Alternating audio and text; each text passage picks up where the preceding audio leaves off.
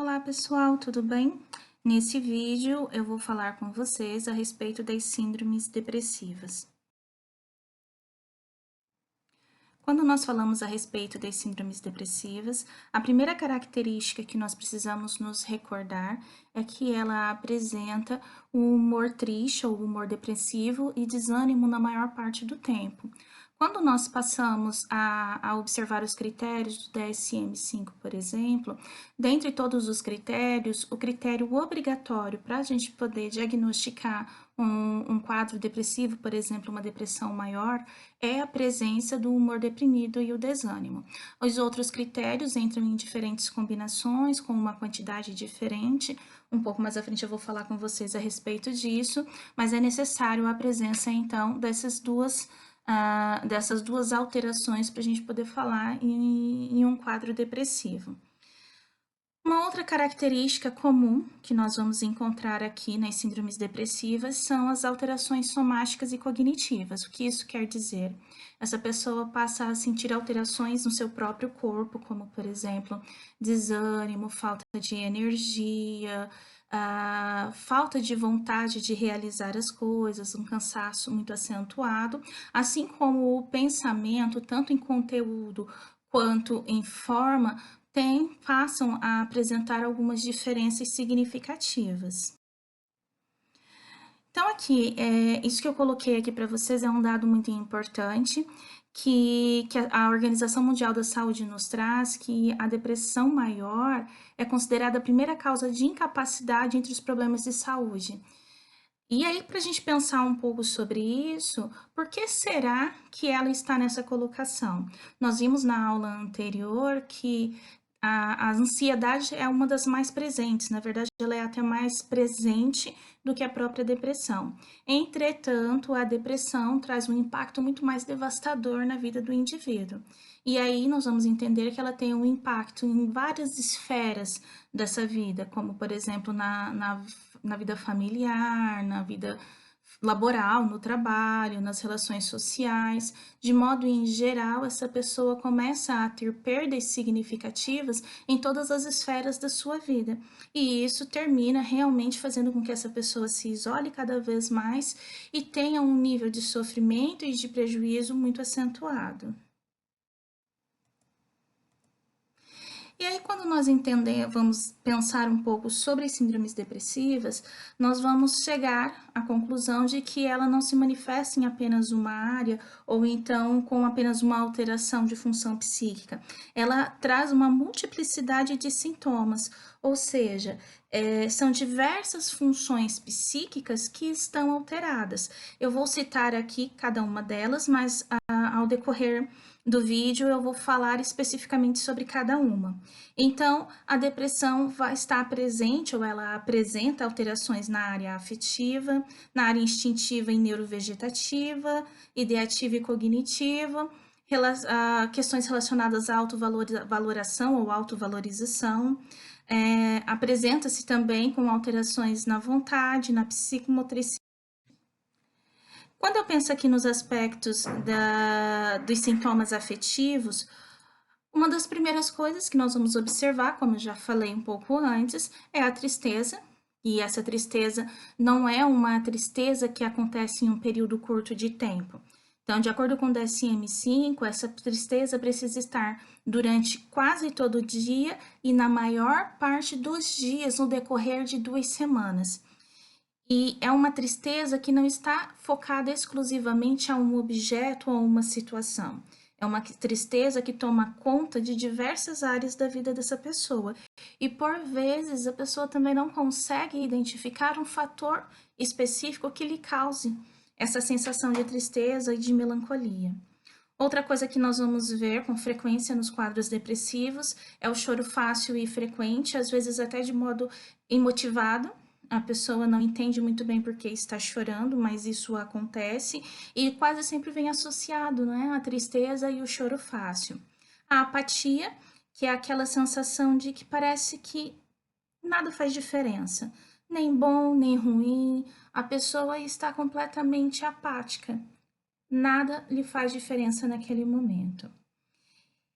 Esse outro ponto aqui é bem interessante, o sentimento de falta de sentimento. Não quer dizer que a pessoa deixou de sentir ou ela não tem sentimento algum, mas os sintomas depressivos ou a depressão já tomou conta da área afetiva de tal modo que pode acontecer coisas muito boas ou coisas muito ruins que a pessoa não consegue ter reações emocionais em relação àquilo. E aí tem uma relação interessante com a apatia, é o tanto faz. Pode chover ou não chover, pode brigar ou não brigar, e que essa pessoa não vai sentir ou não vai conseguir experimentar emoções de qualquer modo. Outra coisa que é muito comum é o tédio e a irritabilidade.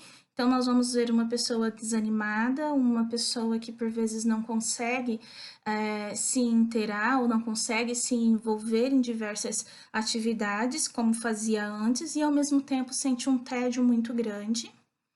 A angústia e a ansiedade, e aqui nesse ponto a gente tem aquela questão da ansiedade, o quanto ela realmente é sintoma, o quanto ela realmente faz parte da depressão ou não, mas isso é uma discussão para um pouco mais à frente.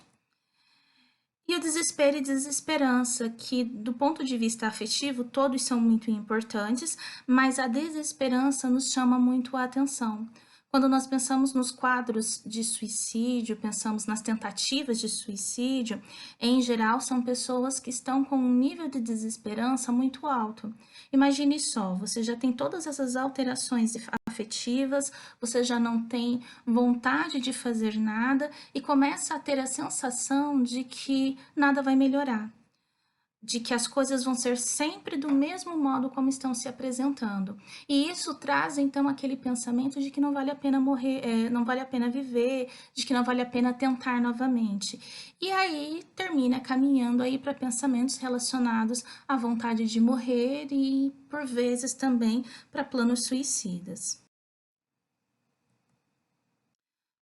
Outra alteração comum, ou outras alterações comuns relacionadas a síndromes depressivas, são as alterações instintivas ou neurovegetativas, que estão relacionadas ao funcionamento dessa pessoa, o funcionamento básico.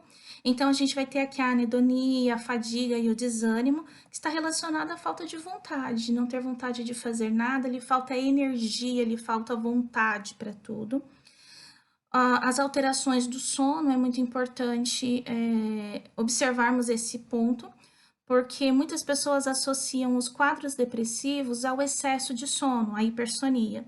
Então, tem-se a ideia de que quem está com depressão vai dormir a maior parte da noite e, por vezes, a maior parte do dia, e isso não é regra. Algumas pessoas com depressão também vão apresentar insônia. As alterações no apetite e, consequentemente, alterações no peso também.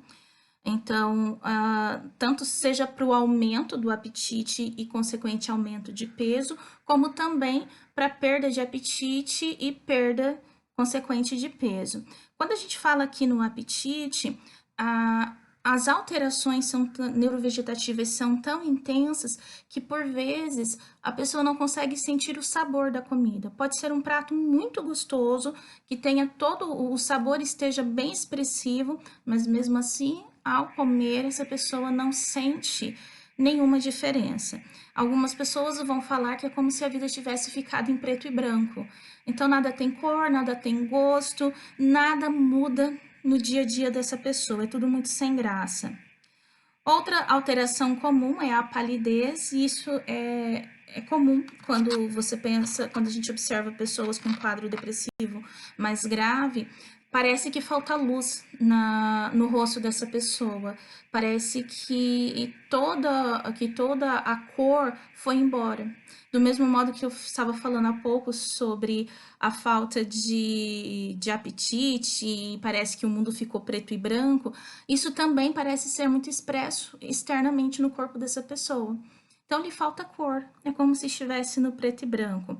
E há uma alteração na temperatura da pele. Em geral, a pele dessa pessoa nesse momento, tem uma temperatura um pouco mais para baixo, um pouco mais fria. um ponto muito conhecido, que é a diminuição da libido, e não só a libido em si, mas também como a resposta sexual.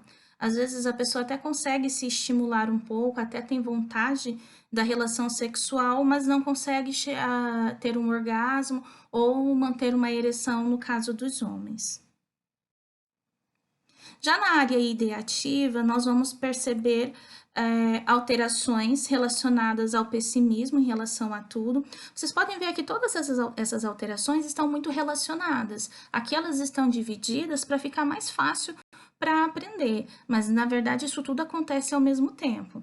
Então, voltando aqui, as alterações ideativas, o pessimismo passa a fazer parte da vida dessa pessoa. É como se esse indivíduo só conseguisse enxergar os aspectos negativos que existem no mundo. Lembra da desesperança? A desesperança, na verdade, termina contribuindo para que eu só consiga ver aquilo que é ruim, aquilo que é negativo. Se eu tenho esperança, a tendência é que eu consiga enxergar coisas mais positivas, que é o que não acontece na depressão. Outras ideias comuns estão relacionadas ao arrependimento e à culpa. É muito comum no quadro depressivo haver aqui as ruminações, e essas ruminações, que é a repetição de pensamentos, sempre nesse aspecto de que a culpa é dessa pessoa, e em relação também a mágoas antigas, a coisas que já aconteceram. Essa pessoa não consegue se desprender daquilo de ruim, daquelas pessoas ou daquele momento que aconteceu e que foi negativo, e ao mesmo tempo termina se culpabilizando muito em relação, seja à situação, ou por vezes se culpa por estar do modo como está. Se culpa por não ter vontade, se culpa por não estar tendo o mesmo rendimento que habitualmente tinha. O tédio, como eu falei um pouco atrás, também está muito presente. As ideias de morte e a ideação ou plano suicida. E aqui é importante diferenciar essas duas coisas. A ideia de morte está muito relacionada àquela fala de eu gostaria de dormir e não precisar acordar no outro dia. Ou então gostaria de sair andando por aí sem rumo. Gostaria que o mundo acabasse.